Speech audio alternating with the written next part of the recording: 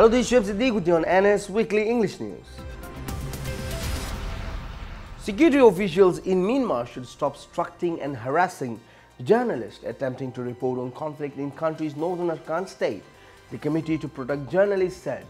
The censorship comes amid widespread allegation of military abuses, including allegation of sexual violence perpetrated as a part of an intensified counter-insurgency campaign along the country's border with Bangladesh.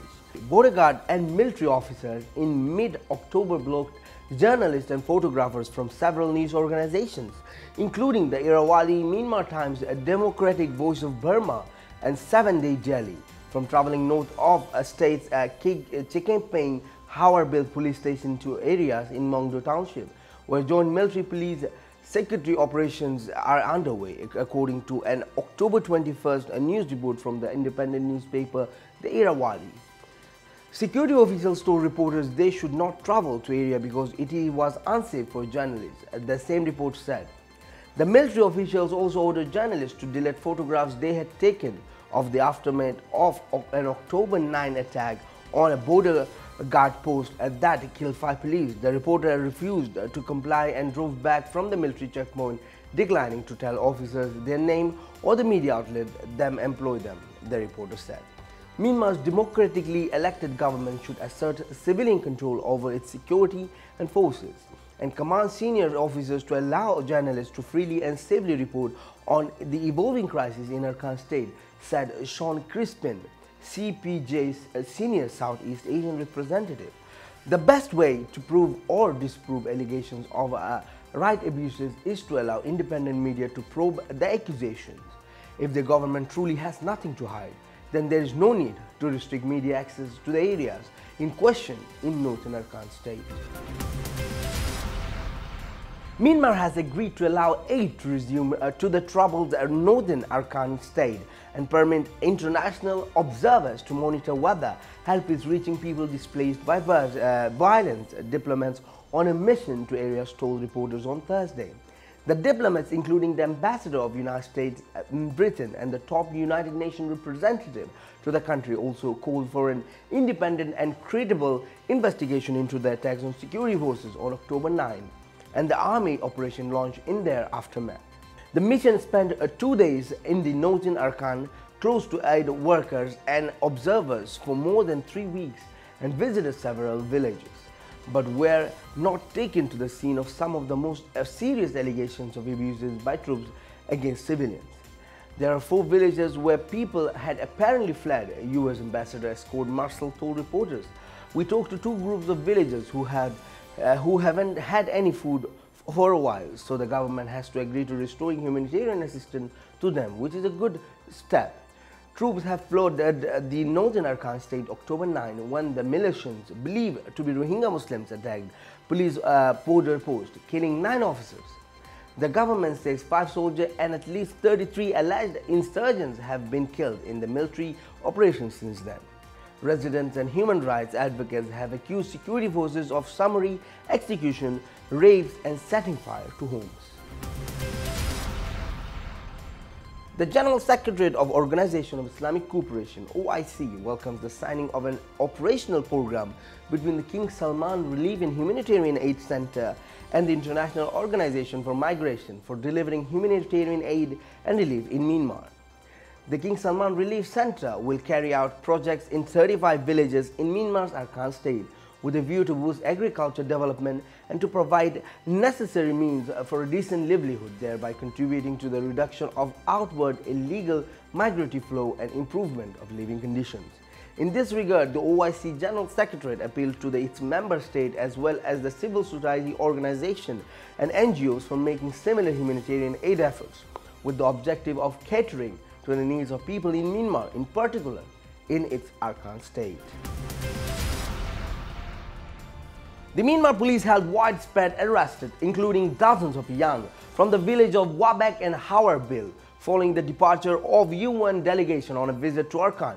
Rohingyas have been arrested because of witness testimony in front of the visiting delegation. As the agency correspondent reported, that at least 100 people have been arrested by using force to enter homes and abusing them openly. A local Rohingya woman said, "Forcefully entered my home and took my husband to the police station, kicking and beating. They shouted at him saying, "Are those your parents that you testified in front of them? And for them that your fate is dead." For his part, Rohingya activist Ayub al-Said al-Khani, the humanitarian and security violations of civilians following the departure of delegation, referring to repeat it is similar proceeding and calling on the Myanmar government as unforgiving, and they crush anyone make rightful testify before any party on the ongoing violation humanitarian, and he also called those exercise to protect this appropriate mechanism. Siddhafar, a resident of Arakan state in Myanmar, found dead body of a Rohingya farmer in mysterious circumstances. A reporter of Arakan news agency ANA said the murderer was found on the evening of last Wednesday and was found dead. His neck has mark of a stab and slaughter with a weapon believed to be claimed his life.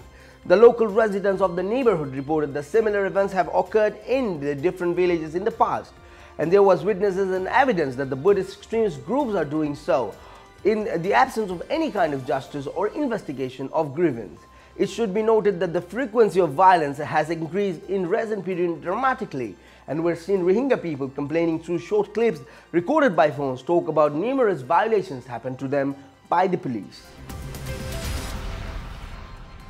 5 Rohingya fishermen from Sidarkul village in Arakan state suffered to brutal beating and assaulting by Buddhist extremists, resulting in various injuries in their body. One of the injured in a video clip obtained by the agency said he and 4 of the fishermen set off from the village to a nearby river to fish, but at least 25 people from the Buddhist extremist group attacked them with weapons before they could flee. Photographs shows the 5 simple exposure to each different injuries and others. And now to our international segment. Thousands of people have taken to the streets in several US cities to protest against Republican Donald Trump's surprise victory in the presidential election, condemning his campaign rhetoric around immigrants, Muslims and other groups. On Wednesday evening, thousands of protesters thronged the streets in the Midtown Manhattan, New York. Some burned a US flag as they reached the Trump Towers, while others chanted "Not my president." In the Chicago, roughly 1,000 people attempted to gather outside the Trump International hotels and tower downtown while chanting phrases like "No Trump," "No KKK," "No racist USA." Chicago police closed the road in the area, blocking the demonstrators' path. Protesters condemned Trump's campaign pledge to build a wall along the border with Mexico to keep out undocumented immigrants and other policies preserved as affecting people of color. In his victory speech, however, Trump said he would be the president for all Americans, saying, "It is time for us to come together as one united people." A week after his tank division punched through Islamic State defenses on southeast edge of Mosul, an Iraqi army colonel says the fight to drive the militias out of their urban stronghold is turning into a nightmare against a well-drilled, mobile and brutally effective enemy exploiting the cover of built-up neighborhoods and the city's civilian population. His tanks were useless, he said, and his men untrained for urban warfare they face. His 9th Armored Division and elite counter-terrorism units fighting nearby siege 6 of some 60 neighborhoods last week, the first gain inside Mosul since the October 17, a start of a campaign to crush Islamic State in its Iraqi fortress. Even that the small foothold is proving hard to maintain. However, with waves of counterattacks by jihadist units including sniper and suicide bomber who use a network of tunnels stretching for miles under the city, they appear able to strike at will, often at night, denying the troops rest and rattling fair nerves. Thank you for watching this show. Siddiq. Hope to see you very soon with more news.